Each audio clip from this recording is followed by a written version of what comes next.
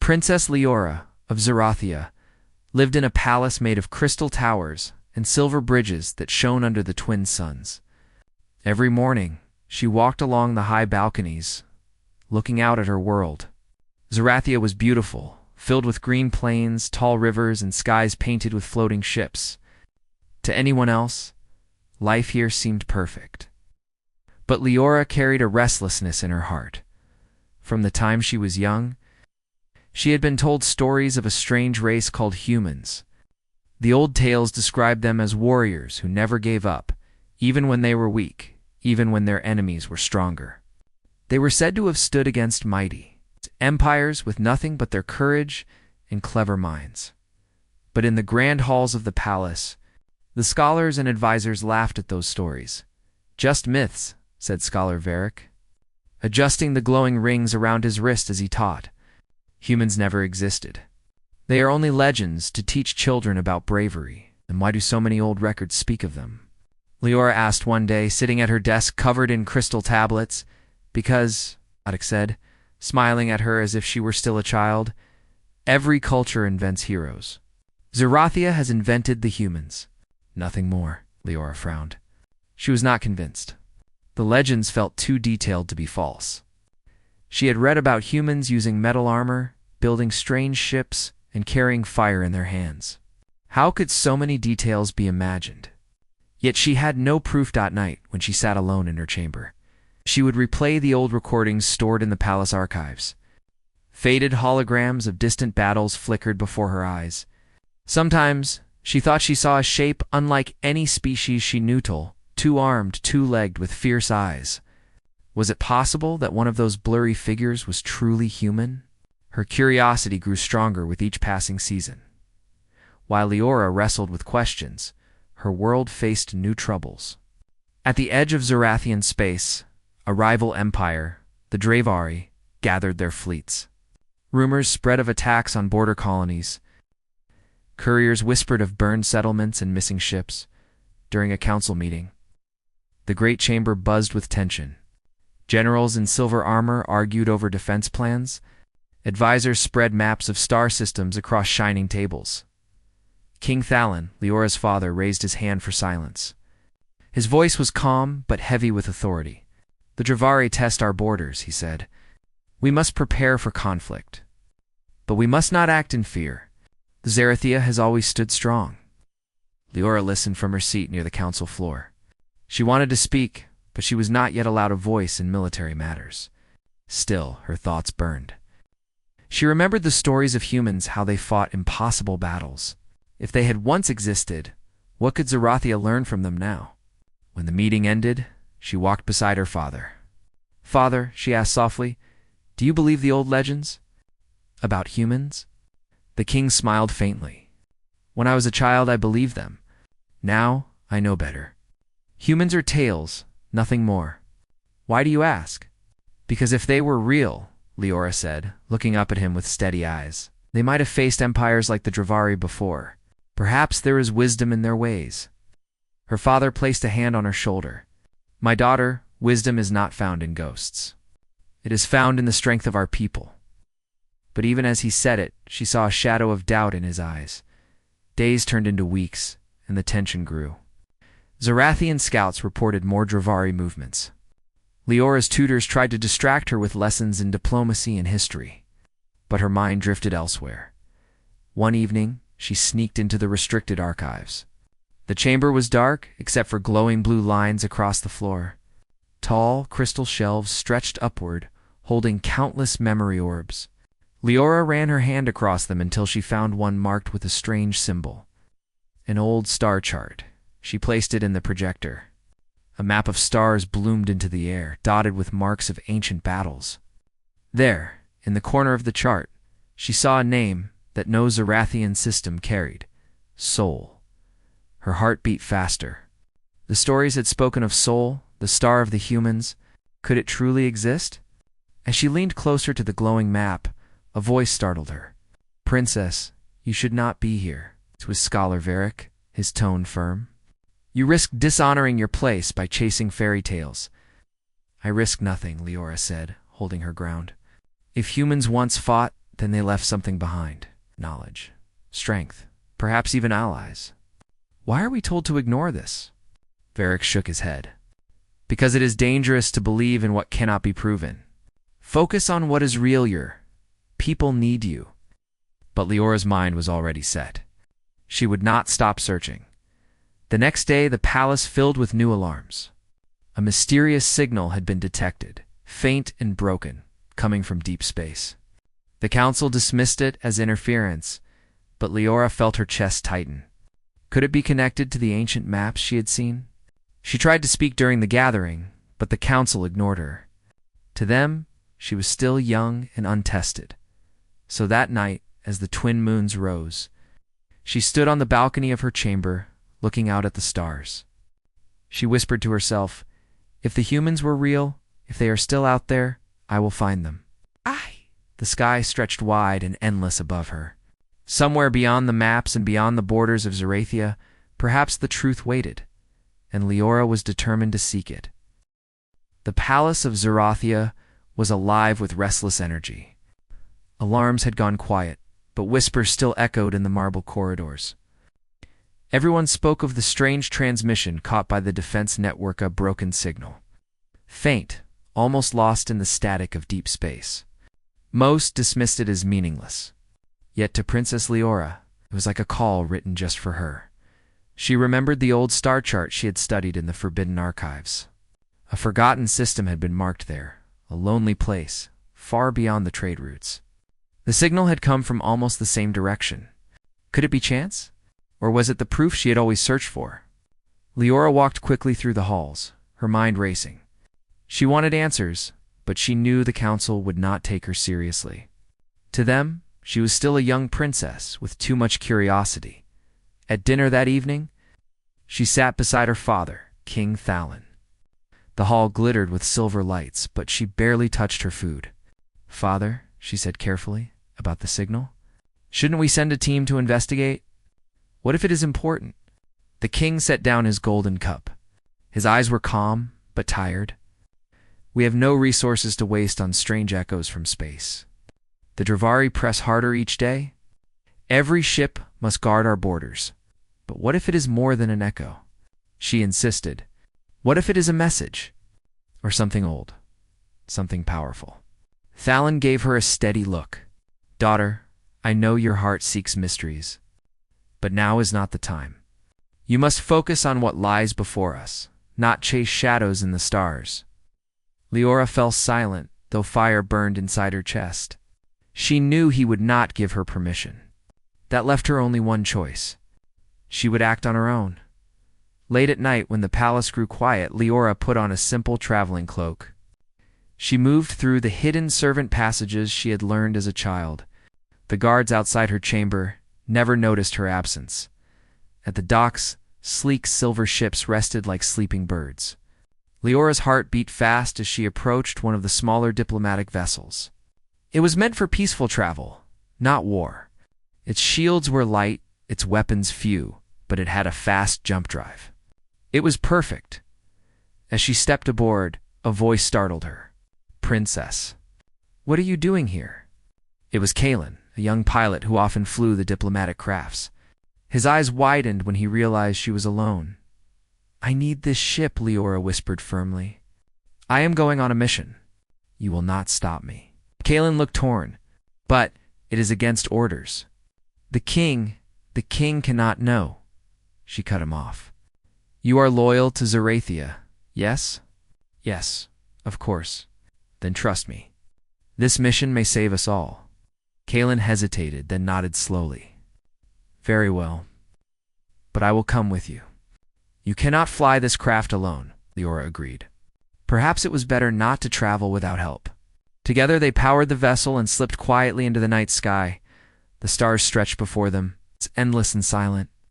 Leora stood at the viewing window, her eyes fixed on the dark horizon. "Set the course for the signal," she told Kalen. He tapped the controls. "It is far. We will need to jumps." "That is fine," Leora said, her voice steady. Inside, she felt a storm of excitement and fear. The ship leaped into faster-than-light travel. The stars blurred into streams of light.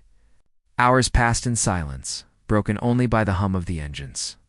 Leora thought of her father's words, of the council's laughter, of the legend she had studied. If she was wrong, then she would be nothing but a foolish child chasing a dream. But if she was right, then everything would change. On the second jump, disaster struck. A violent storm of energy appeared without warning, tearing through the fabric of space. Lightning arcs of raw power lashed against the ship, shaking it violently. "Hold on!" Kalen shouted as alarms blared. "The storm is pulling us off course." Leora gripped the seat, her heart pounding. "Can you steady it?" "I'm trying." Kellen's hands flew across the controls, but the storm was stronger. The ship spun, caught in a current of energy, before crashing through a rift. When the shaking stopped, silence fell. The screen showed a barren planet below them, gray and broken, surrounded by thick clouds. "We're being pulled down," Kalen said grimly. "Engines are failing." The ship plunged into the atmosphere, flames streaking across the windows. Leora closed her eyes and whispered a silent prayer. Moments later, they slammed into the ground. Metal screeched, glass cracked, but the shields held just enough to save them. When the ship finally stopped, smoke hissed from the broken panels. Kalen coughed, but managed a weak smile. "We're alive." "That's something." Leora pulled herself to her feet. Her heart still raced, but she forced calm into her voice. "Then let us see where fate has brought us." The planet was silent, a wasteland of jagged rocks and dust. Gray clouds hung low, dimming the light of the distant sun. Leora stepped carefully across the barren ground, her cloak whipping in the cold wind. Kalen followed, scanning with a handheld device. "There are life signs," he said in surprise. "Faint but close." They moved toward the readings, crossing broken ridges and dry valleys. The air was thin but relieved.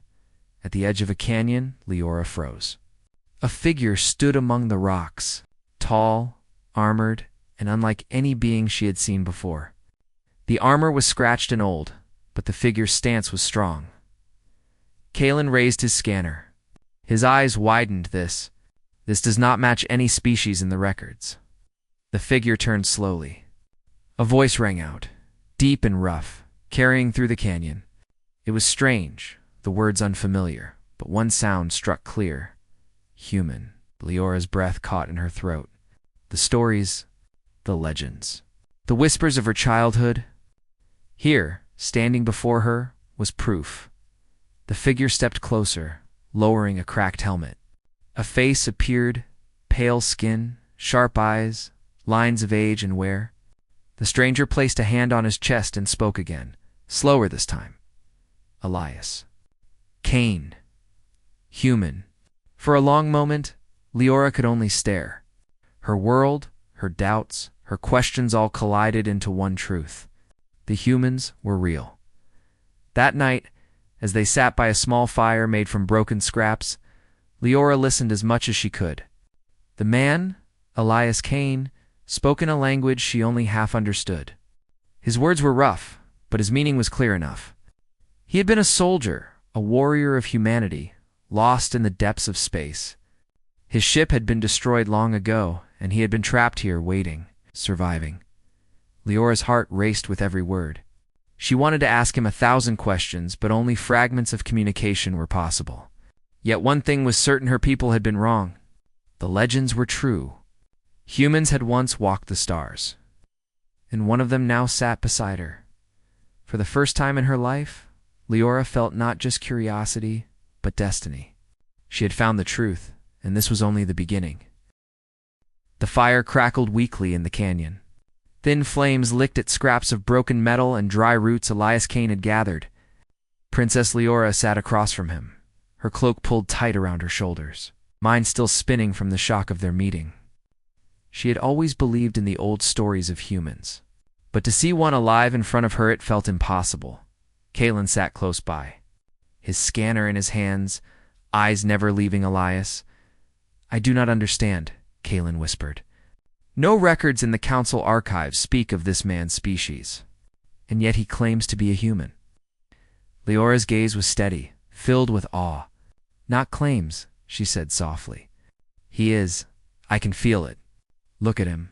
He carries himself like the stories. Elias watched them both carefully. His armor was cracked and faded, his hair streaked with silver, but his posture was unbending. When he spoke, his voice carried weight. Long. Sleep, he said slowly, pointing to himself. Soldier, fight. War, lost, alone. His words were broken, his tongue shaped by an old language. But the meaning reached them. Leora leaned forward, her heart racing. He was in a war. He has been here for... how long? Kalen checked his device, frowning. If his pod was in cryo-suspension, then perhaps centuries. He might be older than our Empire's star charts. The idea filled Leora with wonder. A living fragment of history. A warrior who had seen the galaxy when her people still doubted themselves. The next morning, the sun rose weakly through gray clouds. Elias led them through the canyon with sharp awareness, his movements precise. Though his body had endured long years of solitude, he still carried strength. His eyes scanned the rocks, noting details Kellen's scanner sometimes missed. Leora walked beside him, asking careful questions. She pointed to herself. Leora. The human nodded slowly. Leo Ra. He pointed to himself. Elias. She smiled faintly. Yes, Elias. It was a simple exchange, but each shared word built a bridge. Slowly, painfully, they began to understand one another. At midday, they came to a ridge overlooking the wasteland. Strange creatures moved below scaled beasts with long tails and jagged teeth, searching the dust for food. Kalen stiffened. They are hunting packs. Dangerous. Leah studied them for a long moment, then picked up a shard of metal. He carved lines into the sand at their feet, drawing shapes. He sketched the ridge, the beasts, and arrows showing paths. Then he tapped the drawing, tapped his chest, made a cutting gesture with his hand. He wants to move through them, Leora said, surprised. Kalen shook his head. That is suicide. Those creatures will tear us apart. But Elias's eyes were calm, sharp with confidence. He had the look of a man who had done this before. Reluctantly, Kalen followed. They moved down the ridge carefully. Elias motioned for silence, every step slow and measured. When one of the beasts lifted its head, Elias tossed a rock across the valley. The sound distracted the creature. Pulling it away from their path, they slipped between shadows, weaving through the rocks. Twice they came close to danger, but Elias always reacted quickly, guiding them away before the beasts noticed. Finally, they crossed the valley and reached safety. Kalen let out a long breath, his face pale. How did he do that? Leora's eyes glowed with excitement. This is what I have always heard in the stories. Humans survived against greater enemies, not with strength alone, but with cleverness. She turned to Elias, bowing her head slightly. You are proof of the tales. Elias simply nodded, though his eyes softened for a moment. That evening, as they camped near a ruined structure of ancient stone, Leora asked again about his past. Elias closed his eyes, speaking slowly, his words broken but heavy with memory. War, he said. Many ships. Enemy strong, we fight. No surrender. He drew lines in the dust, showing fleets of vessels clashing. His hand trembled slightly as he drew explosions. Ship lost. Crew gone. Only me. Cryo-sleep. Long time?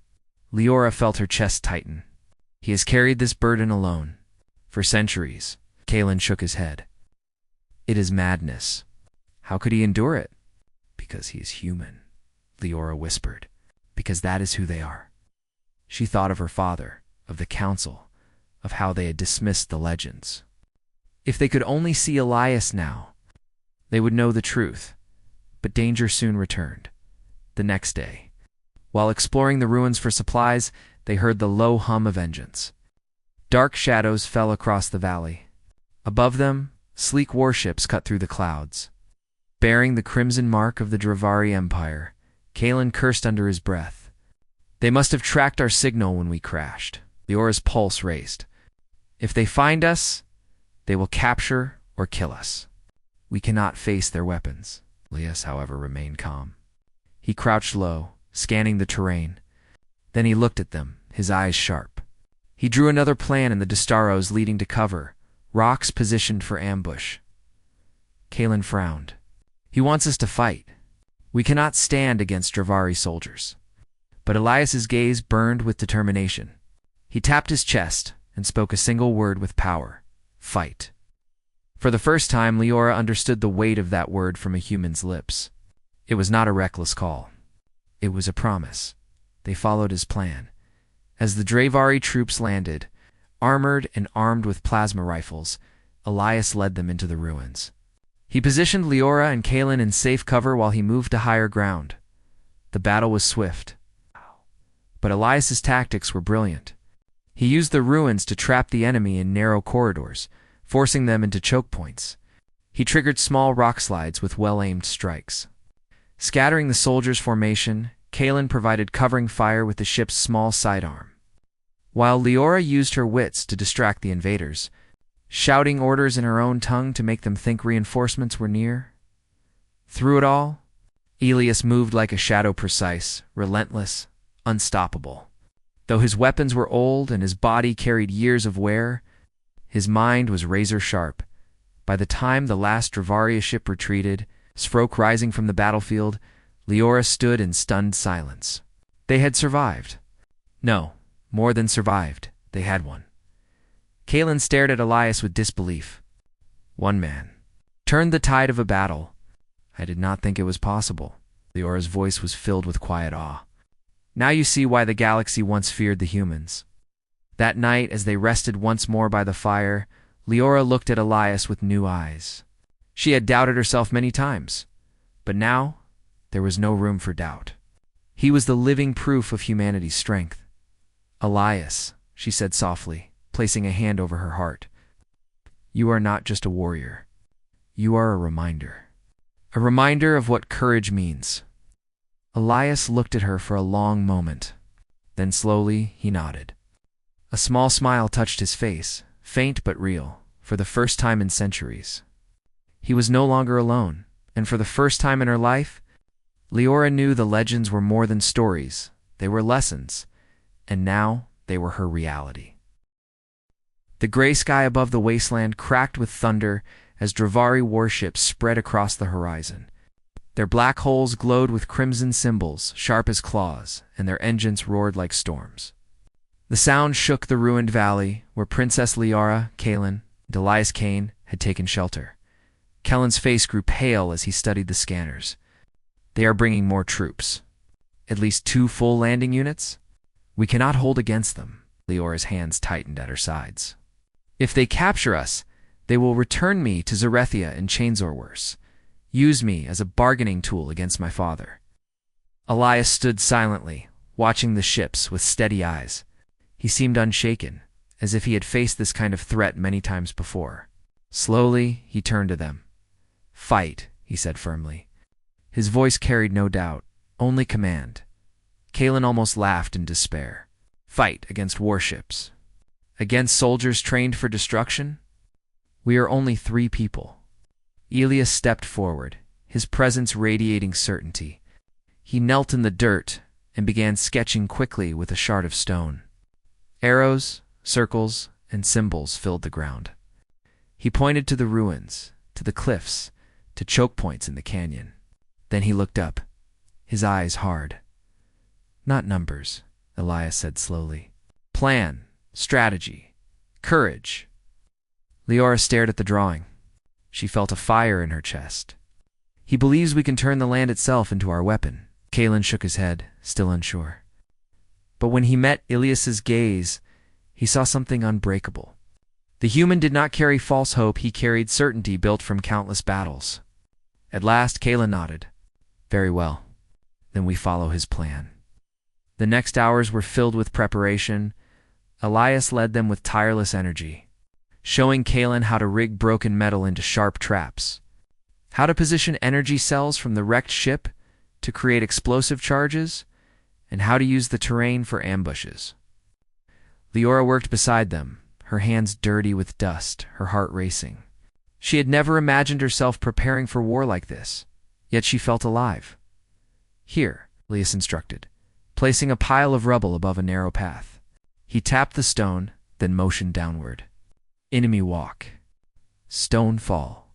A rock slide trap, Kalen realized. Simple, but effective. At another point, Elias showed Leora how to set a signal flare with a delayed charge. Light. Confuse. Enemy, he explained. She smiled faintly. Deception. Make them believe there are more of us. Elias gave a short nod. He did not need to explain further. His actions spoke louder than words. As night fell, they stood together on the ridge, looking down at the advancing Dravre forces. Hundreds of soldiers marched in perfect formation, their weapons glowing red in the dim light. War machines rolled across the sand, their heavy tracks crushing stone. Above them, drones hovered like watchful eyes. Kalen swallowed hard. They are too many. But Leora's voice was steady. Numbers are not everything. We have Elias. The battle began at dawn. The Dravari moved into the canyon, confident of easy victory. Their commanders shouted orders in harsh voices. Their soldiers advancing like a wall of steel. Then the traps came alive. A thunder of rocks crashed down from the cliffs, crushing two lines of soldiers and splitting their formation. Explosive charges hidden in the sand ignited, sending fire into the air and scattering machines. Confusion spread through their ranks. From the shadows, Elias struck. He moved like a phantom, striking quickly, then vanishing before they could fire. He used the ruins as cover, turning every broken wall into a shield. His old weapon cracked with energy, each shot precise. Each move planned. Leora directed Kalen from above, signaling when to set off flares and when to activate charges. Bright lights burst across the valley, making the Dravari think they faced a larger army. Their lines faltered, their orders grew frantic. Celen. Though nervous, fought bravely, following Elias's instructions to the letter. For the first time in his life, he felt like more than a pilot, he felt like a soldier. But the Dravari were not fools. Their commander, a tall figure in black armor, quickly reorganized the troops. Find them. Crush the resistance. His voice thundered. The soldiers pushed forward harder. Drones swept the cliffs, firing beams that burned stone into glass. One explosion knocked Leora back, nearly crushing her beneath rubble. Elias rushed to her side, pulling her clear with raw strength. You safe? He asked quickly. She coughed, brushing dust from her face, and nodded. I am safe. Go lead them. For a brief second, Elias looked at her with something more than command in his eyes. Then he turned back to the fight. The battle dragged on for hours. The Dravari lost many troops, but pressed forward, determined to break through. Elias never stopped moving, never stopped leading. His voice, though few words, carried force. Hold, he shouted when Kalen faltered. Now, he commanded when the last trap triggered. Forward. When they needed courage, Leora watched him and felt both awe and fear. Awe for his unshakable resolve. Fear for the cost it demanded. At last the enemy began to retreat. Smoke rose across the valley, and the Dravari ships pulled back into the sky. The survivors gathered their wounded and fled, unwilling to face more traps in the canyon. Silence fell. The battlefield lay broken, the ground scorched, but the three of them still stood. Kalen sank to the ground, exhausted. I cannot believe it, he whispered. We turned back an army. Leora looked at Elias, her chest swelling with pride. No, he turned back an army. We only followed. Elias shook his head, his eyes firm. Not me. Us. Together. For a long moment, none of them spoke. The wind carried the smell of smoke across the valley. Leora's heart beat heavily, but deep within, she felt a strength she had never known before. She had seen legends come to life, that evening as the suns dipped behind the mountains. Leora stood beside Elias. The firelight flickered on his weathered face. You have shown me what the stories meant. Humans were not just warriors. They were leaders. They were hope in the darkest times. Elias looked at her, his expression unreadable. Hope is a weapon, he said simply. She nodded slowly. Yes, a weapon stronger than fear. Kaelin joined them, still tired but smiling faintly. The Dravari will not forget this. They will come back, stronger. But today, we have shown them something they never expected. Leora's eyes lifted to the stars. They will learn the truth. Humans are not just tales, and as long as Elias Kane stands, the galaxy will remember. The night stretched around them, quiet but full of meaning.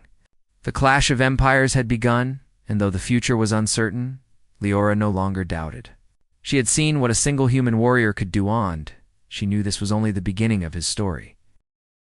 The dawn over the canyon was quiet. Smoke rose from the battlefield like gray fingers reaching into the sky. Princess Leora stood beside Elias Kane, looking over the land where the Dravari had retreated. The valley was scarred, rocks and rubble scattered across the ground. But the signs of victory were clear. Kaelin, still exhausted, leaned against a jagged rock. "We did it," he said softly, almost in disbelief. "Against all odds. We did it." Leora nodded, her eyes still fixed on Elias. "Not just us, Elias. It was your courage that saved us." Elias shook his head, his expression calm but serious. "Not alone. Together, we fight. Survive. Hope?" Leora smiled faintly, feeling the weight of his words. She had spent her life hearing stories of humans' tales of courage, endurance, and leadership. She had doubted them once.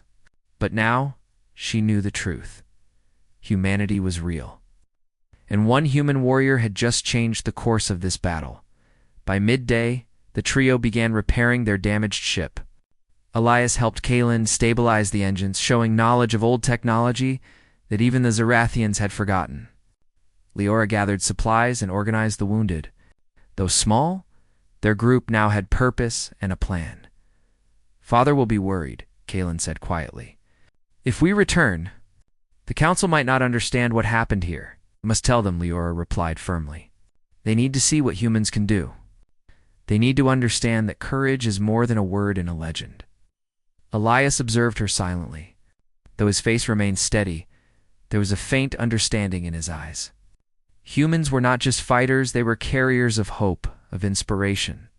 Leora's words echoed the same truth he had carried for centuries. The journey home was tense but uneventful. The Dravari fleet had retreated, leaving the canyon behind. Leora spent much of the time in conversation with Elias, learning what she could from his memories. He spoke slowly, his words clipped and careful, but each sentence carried depth. "Humans fight not for power, for people, for home, for friends." Leora nodded, thinking of her kingdom, of her people who had doubted the tales, and of her own journey. "That is why your stories matter," she said softly. "Not because of battles, but because of what you believe in." Elias gave a faint nod, understanding her completely. When the ship finally entered Zarathian space, alarms immediately went off. The council had detected the vessel leaving the borders and assumed the worst. Military ships intercepted them, demanding identification.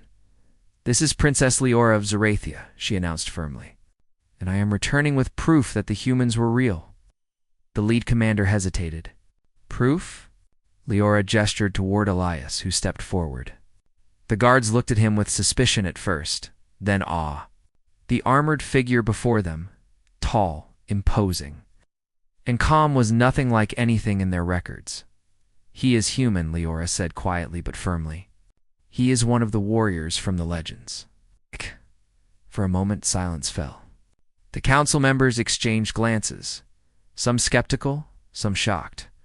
Then one scholar stepped forward. "If this is true, centuries of history are incomplete. Legends were real." Elias simply stood, his presence commanding without needing words. He had fought through storms, survived for centuries, and now he had returned to remind the galaxy that courage and will could outlast time itself. Leora brought Elias to the palace council hall, where King Thalin waited.